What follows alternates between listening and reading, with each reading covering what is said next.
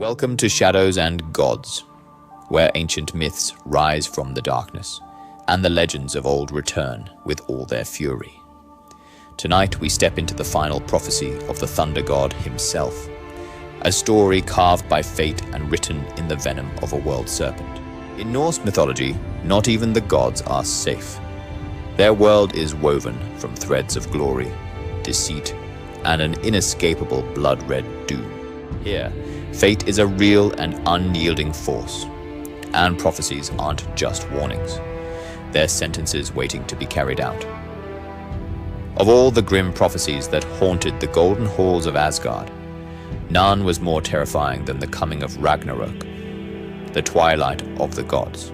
And at the very heart of this apocalypse lies a duel etched into time itself. A final, world-shattering confrontation between two eternal enemies, born of opposing forces and destined to be each other's end.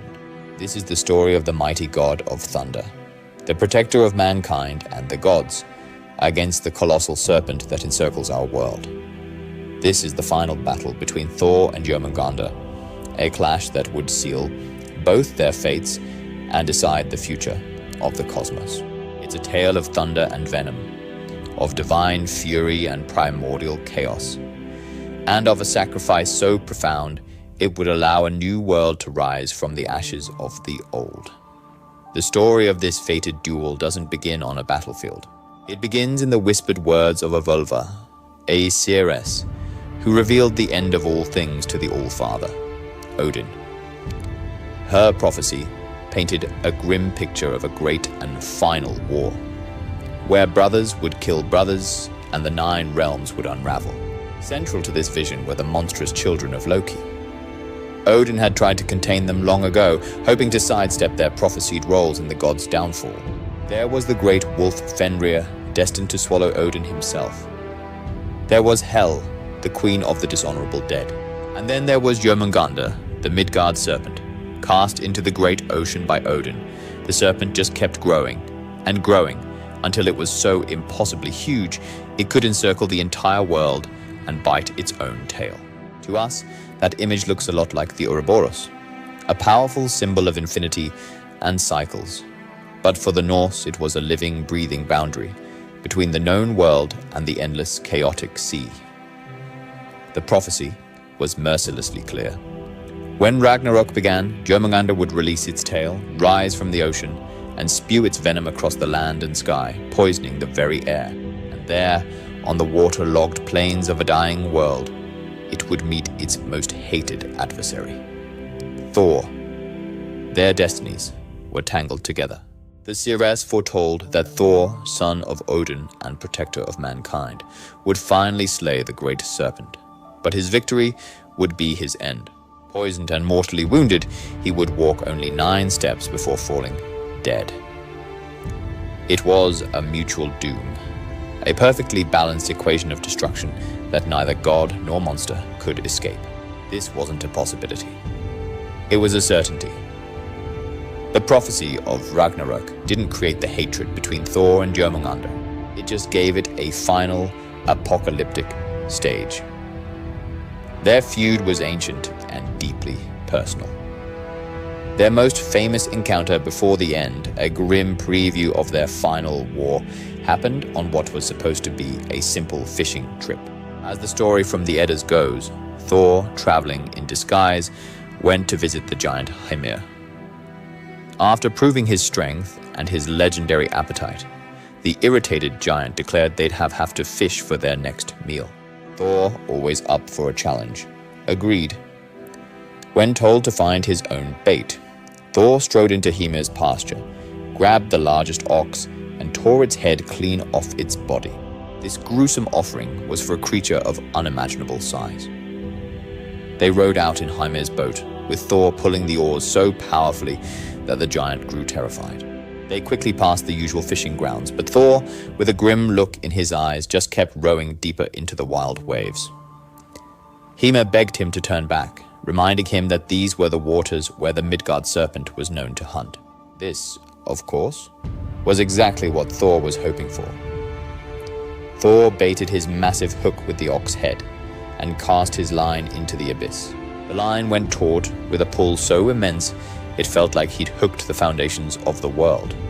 The sea began to boil as Thor dug his feet into the boat with such force that they smashed through the floorboards, planting themselves firmly on the ocean floor below. With a roar of triumph and rage, Thor began to pull. He hauled on the line, muscles like forged iron, reeling in his primordial catch, and then it happened. The monstrous head of Jormungandr broke the surface, its eyes filled with ancient cold intelligence, its fangs dripping a black venom that hissed as it hit the water. For the first time, God and Serpent were face to face. In that moment, they recognized each other as eternal foes. Thor grabbed his hammer, Mjolnir, raising it high, ready to deliver a killing blow. He could end the prophecy right here, right now. But at that exact moment, Hymir, paralyzed by sheer terror, fumbled for his knife and cut the line. The serpent sank back into the depths, its hateful gaze locked on Thor. In rage, Thor struck the giant, sending him tumbling into the sea, and waded back to shore alone. The battle had been denied, but the hatred was sealed. Both of them knew their next meeting would be their last, and so the ages turned. The signs of the end, foretold by the seeress, began to appear. It started with a chilling cold.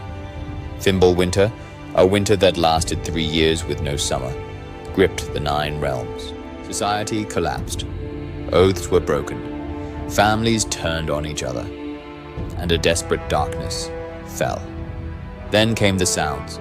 Roosters crowed across the realms, sounding the alarm to giants, the dead, and the gods. In the sky, the great wolves, Skoll and Hati, who had chased the sun and moon since the dawn of time, finally caught their prey, plunging the world into a terrifying twilight. The earth itself began to shake, and the bonds holding the gods' greatest enemies finally shattered. The wolf Fenrir broke free and ran wild, his jaws stretching from the earth to the sky. From Helheim, a ship made from the fingernails of the dead, Naglfar, set sail with a freed Loki at its helm, ready to lead the charge against the gods.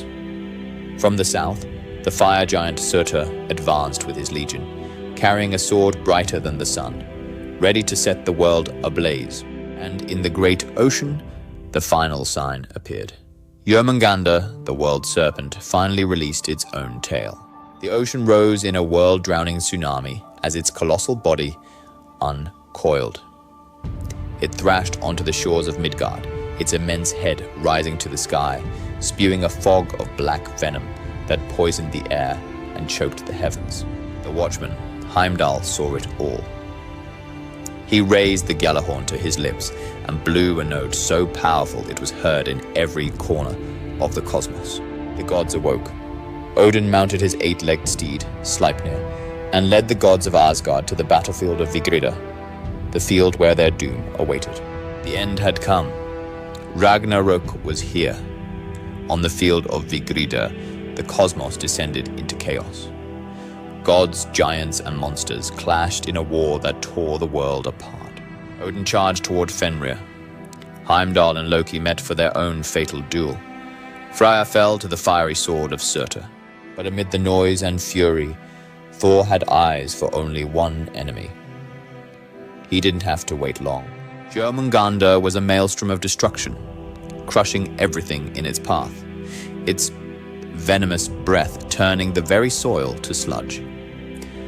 The protector of Midgard let out a roar of pure fury. He leaped from his chariot and charged headlong into the poisonous haze, Mjolnir humming in his hand. The ancient texts don't give us a blow-by-blow account of the fight. They tell us it happens, that Thor kills the serpent, and then dies. But a clash this epic deserves to be imagined.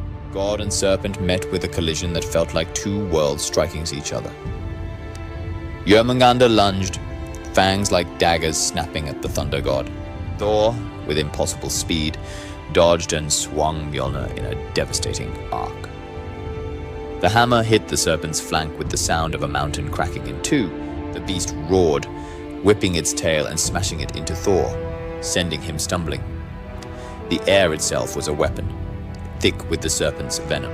Thor fought with the knowledge that every breath was bringing him closer to his own prophesied end. He ignored the fire in his lungs and pressed his attack. Lightning poured from Mjolnir, striking the serpent's wet scales. Jormungandr writhed, its immense coils tightening, trying to crush the god. Thor was caught, the pressure threatening to pulverize his bones. But this was Thor. With a deafening cry, he channeled all his divine might, his magical belt, making Jörd, doubling his already legendary power. Slowly, agonizingly, he forced the coils to loosen. He broke free, gasping for breath in the toxic air, his eyes blazing. This wasn't just a battle of strength, but of will. It was a struggle for the soul of a dying world. A fight that many today see as the ultimate battle between order and chaos. The battle raged. Both were wounded, exhausted, but driven by a hatred that burned hotter than any pain. Thor knew this had to end now. The venom was in his blood. He had one last chance to fulfill his destiny.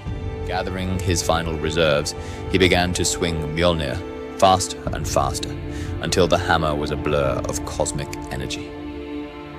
He let out one final defiant war cry that echoed across the ruined plains, a sound that was both a promise and a farewell. He launched himself into the air, a bolt of living lightning, aimed straight for the serpent's massive gaping maw. At the last possible second, he brought the hammer down with all the force of a dying god.